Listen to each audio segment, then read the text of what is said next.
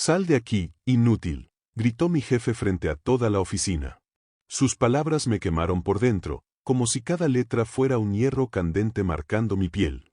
Él pensó que me había reducido a nada, pero lo que no sabía era que yo ya estaba planeando el día en que él caería de rodillas y que su destrucción sería mi obra maestra. Si alguna vez alguien te humilló frente a otros, si alguna vez te hicieron sentir pequeño e insignificante, quédate. Porque esta historia demuestra que la paciencia y la estrategia pueden convertir la injusticia en la venganza más satisfactoria y metódica que puedas imaginar. Dale like, suscríbete y comenta. ¿Qué harías tú si tu jefe te gritara, inútil, delante de todos? Me llamo Sergio Ramírez, tengo 36 años, y durante 5 largos años, mi vida profesional fue un infierno silencioso. Trabajaba en una importante empresa de logística dirigida por un hombre llamado Arturo Morales. Para el mundo exterior, para los accionistas y los clientes, Arturo era un líder carismático, un empresario visionario de resultados. Pero para los que respirábamos el mismo aire viciado de la oficina, era un tirano que se alimentaba del miedo y la humillación de sus empleados. Desde el primer día, sin que yo entendiera por qué, me convertí en su blanco favorito. Quizá porque veía en mí lo que él había perdido hacía mucho tiempo, una pasión genuina por el trabajo, ideas nuevas que no nacían del ego, y una energía para transformar lo que estaba oxidado. Y cada una de esas cualidades, para un hombre tan inseguro como él, era una amenaza directa. El ambiente de trabajo era tóxico, la gente caminaba de puntillas, las conversaciones se silenciaban cuando sus pasos resonaban en el pasillo. Vivíamos bajo la sombra de su próximo estallido de ira. Mi primera gran humillación pública, la que plantó la semilla de todo lo que vendría después, ocurrió en una reunión semanal. Yo llevaba semanas, noches enteras y fines de semana, diseñando un nuevo sistema para optimizar las rutas de transporte. No era una simple hoja de cálculo. Era un proyecto complejo basado en análisis de datos, algoritmos y proyecciones logísticas que prometía ahorrarle a la empresa millones al año. Estaba orgulloso, nervioso y expectante. Cuando llegó mi turno de exponer, apenas había hablado durante 2 minutos cuando Arturo levantó la mano, deteniéndome en seco. «Basta, Sergio», dijo con su voz ronca, arrastrando las palabras con desprecio. Todos los ojos de la sala se clavaron en mí. «Ahórratanos tus jueguecitos de Excel y tus teorías de niño listo. Aquí se trabaja con instinto y resultados, no con sueños de PowerPoint. Vuelve a tu escritorio». Las risas ahogadas de algunos de mis compañeros, aquellos que buscaban su favor, resonaron en mis oídos como una bofetada. Sentí la sangre subir a mi rostro, una mezcla de vergüenza y una ira helada. Tragué saliva, recogí mis papeles con manos temblorosas y volví a mi asiento en silencio, sintiendo cada mirada como un dardo. En mi cabeza, una sola palabra retumbaba, marcándome a fuego: inútil. A partir de ese día, el desprecio se volvió la banda sonora de mi vida laboral. Lento. Torpe. Ramírez, ¿acaso piensas o solo calientas la silla? Y su favorita, eres completamente reemplazable. Siempre lo decía en voz alta, en medio del pasillo, en la cafetería, asegurándose de tener una audiencia. Cada frase era una daga que perforaba mi autoestima. Llegaba a casa completamente agotado, no por el trabajo, sino por el peso emocional de la humillación. Mi esposa, Laura, notaba la sombra en mis ojos. Me preguntaba qué pasaba, y yo, avergonzado, solo podía decir: nada, amor, cosas del trabajo. Un día pesado. Pero por dentro, algo oscuro y potente hervía a fuego lento. Ya no era solo rabia. Se había convertido en una sed metódica de justicia. No quería gritarle, no quería rebajarme a su nivel. Quería algo más. Quería desmantelarlo. El día más oscuro, el que lo cambió todo, llegó un lunes por la mañana. Hubo un error crítico en la carga de una mercancía valiosa, un error que provocó una pérdida considerable. La investigación interna demostró rápidamente que la culpa era de un supervisor, sobrino del propio Arturo. Pero eso no importaba. Arturo necesitaba un chivo expiatorio, y su favorito estaba disponible. Me llamó a gritos desde su oficina de cristal, para que todos en la planta abierta pudieran verlo. Se paró a escasos centímetros de mí, su aliento agrio golpeándome la cara, me señaló con un dedo tembloroso y, con toda la fuerza de sus pulmones, gritó: «Sal de aquí, inútil. No quiero verte. No sirves para absolutamente nada». El tiempo pareció detenerse. Sentí que mis oídos zumbaban, mi estómago se contrajo en un nudo doloroso. Vi las caras de mis compañeros. Algunos agachaban la mirada, avergonzados. Otros, los más crueles, sonreían con disimulo. Pero en ese instante de humillación total, en lugar de romperme, algo dentro de mí se solidificó. Sentí una claridad absoluta, fría y afilada como un bisturí. Ese día, en ese preciso momento, dejé de ser una víctima. Ese día iba a ser el principio del fin para Arturo Morales.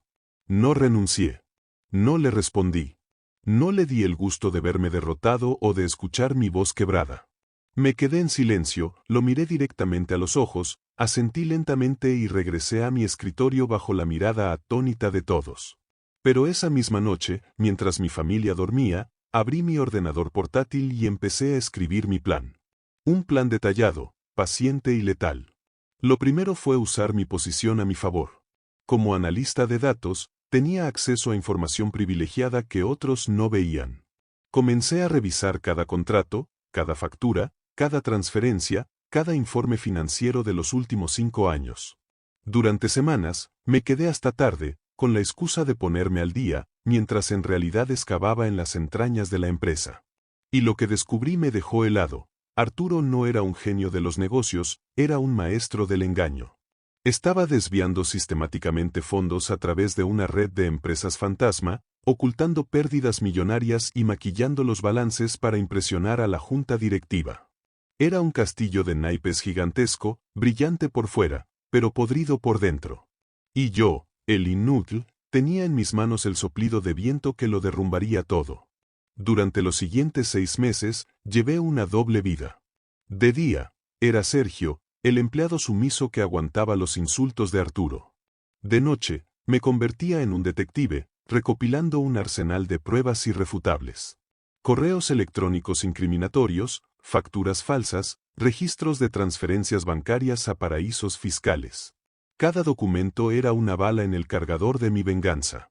Mientras él me llamaba lento en una reunión, yo descargaba en un disco encriptado la prueba de que una de sus empresas fantasma estaba registrada a nombre de su cuñado. Pero no bastaba con enviarlo todo en un sobre anónimo. No. Eso sería demasiado fácil, demasiado impersonal. Él me había humillado públicamente. Su caída tenía que ser un espectáculo. Tenía que caer frente a las mismas personas ante las que se sentía un dios. Esperé pacientemente el momento perfecto, la junta anual de accionistas. El evento más importante del año, la cita en la que Arturo se pavoneaba en el escenario, presumiendo de sus éxitos frente a los inversores y directivos más importantes del país. El gran día llegó. El salón de conferencias del hotel más lujoso de la ciudad estaba lleno. Trajes elegantes, copas de vino, y el murmullo de dinero y poder flotando en el aire. Arturo subió al escenario, radiante con su sonrisa falsa, y comenzó su discurso, una sarta de mentiras envueltas en cifras infladas y logros inexistentes. Yo, desde mi asiento en la tercera fila, sentía el corazón retumbar en mi pecho como un tambor de guerra. Mis manos sudaban, pero mi determinación era de acero. Cuando terminó su presentación y llegó el turno de preguntas, levanté la mano. Arturo me vio y sonrió con condescendencia, seguramente pensando que iba a hacer alguna pregunta estúpida. Sí, Sergio, adelante, dijo, dándome la palabra como quien se la da a un niño. Me puse de pie, tomé el micrófono que me ofrecieron y mi voz salió firme, clara, resonando en todo el salón. Señor Morales, felicidades por su presentación. Las cifras son impresionantes. Tan impresionantes que me gustaría que nos explicara una de ellas. Concretamente, podría detallar las transferencias por valor de $1.2 millones a la empresa Logitrade Consulting, registrada en Panamá a nombre de su primo, un hombre que, según mis registros, lleva 10 años trabajando como instructor de buceo y no tiene ninguna relación con la logística. El silencio que cayó sobre el salón fue absoluto, denso, casi sólido. Todos los rostros se giraron hacia mí y luego hacia Arturo. Su sonrisa se congeló. Palideció visiblemente. Esa información es confidencial y errónea, balbuceó, buscando las palabras. Confidencial, sí, interrumpí, dando un paso adelante. Pero no errónea. De hecho, es solo la punta del iceberg. Y como usted es un hombre de resultados, he traído los documentos que prueban no solo esa, sino docenas de transferencias ilegales más. Caminé hacia el frente y entregué al presidente de la Junta y a los principales accionistas unas carpetas idénticas que contenían cada factura, cada estado de cuenta, cada prueba. Los murmullos se transformaron en exclamaciones de sorpresa e indignación. Los inversionistas se pusieron de pie. Uno de los directivos más antiguos golpeó la mesa. «Arturo, esto es un fraude», gritó, con el rostro rojo de furia. Arturo sudaba a mares, su corbata de seda parecía asfixiarlo. Intentó hablar, pero solo emitía sonidos incoherentes. Entonces, para dar el golpe de gracia, saqué un pendrive de mi bolsillo. «De hecho», dije, dirigiéndome al técnico de sonido, «para que no haya dudas, he preparado una pequeña presentación. Proyéctela, por favor». En la pantalla gigante, detrás de un Arturo petrificado, aparecieron los extractos bancarios, los nombres de las empresas fantasma, las fotos del yate que había comprado con el dinero robado. Era una carnicería visual, una ejecución pública e innegable. Entonces, con la sala sumida en el caos, tomé el micrófono por última vez, mirándolo a los ojos, dije, «Durante años, este hombre me ha llamado inútil frente a todos ustedes. Pero hoy queda demostrado que el verdadero inútil era él. Incapaz de dirigir esta empresa con un mínimo de honestidad, integridad o respeto». Los aplausos estallaron, no por mí, sino por el alivio de la verdad. Vi como 2 guardias de seguridad subían al escenario y escoltaban a Arturo fuera del salón, pasando junto a mí. Su rostro estaba hundido en una humillación tan profunda que casi sentí lástima. Casi. Por primera vez en su vida, probó la amarga medicina que tanto le gustaba recetar. Días después, Arturo fue destituido y enfrentó múltiples cargos legales por fraude. Su reputación quedó hecha cenizas. Yo, en cambio, fui llamado por la nueva junta directiva. No solo me agradecieron por haber salvado a la empresa de un colapso inminente, sino que me ofrecieron el puesto de director de operaciones. Cuando entré a la que había sido la oficina de Arturo, lo primero que vi fue la placa con su nombre en el suelo, lista para ser tirada a la basura. Recordé sus últimas palabras hacia mí: «Sal de aquí, inútil». Sonreí para mis adentros y pensé: «Aquí estoy, Arturo». Y al final, quien tuvo que salir fuiste tú. La imagen de Arturo siendo escoltado entre gritos de traición, con su imperio de mentiras derrumbándose como un castillo de arena, quedó grabada a fuego en mi memoria. Y lo mejor de todo es que para lograrlo no tuve que levantar la voz, no tuve que insultar, no tuve que rebajarme a su nivel. La fría y dura verdad habló por mí. Aprendí que la humillación solo tiene poder sobre ti si tú le permites tenerlo. La paciencia, la inteligencia y la estrategia son las armas más letales contra los abusos de poder. A veces, la venganza más dulce y satisfactoria no es un grito de rabia, sino un silencio meticuloso que, en el momento adecuado, se convierte en una justicia implacable. ¿Alguna vez un jefe o alguien en una posición de poder te trató como si fueras nada? Cuéntamelo en los comentarios. Quiero conocer tu historia. Y no olvides suscribirte para más relatos donde la justicia poética no es un sueño, sino que se cumple con una precisión quirúrgica.